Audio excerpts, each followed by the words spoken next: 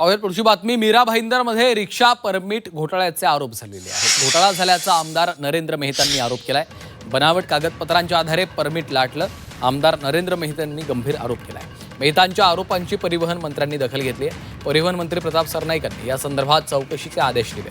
मागील 10 वर्षात दिलेल्या सर्व परवान्यांची तपासणी करण्यासाठी शहरात महिनाभराचा विशेष कॅम्प लावला जाणार आहे असं देखील समजतं. 16 हे रोहिंग्या मुस्लिम आहे, ज्यांनी सगळे पाहिजे तसे बनावटी कागदपत्र केले. उदाहरण सांगायचं असेल, हा अडाणीचं लाईट बिल आहे, याचा नंबर आहे 15339650. हा नाव आहे आर्केड डेव्हलपर्स. पण एका व्यक्तीने काय केलं, त्याच लाईट बिलला कॉपी पेस्ट केलं, असगर अली, आणि तोच हा नंबर आहे 15399508. म्हणजे अशा बिलाला वारंवार स्कॅनिंग करून नावं चेंज करायची आणि मीरा भाईंदर मधना परमिट घेतलेले. आता ह्या एकदा तो झाला परमिट की त्या आधारे त्यांनी आधार कार्ड चेंज केलं.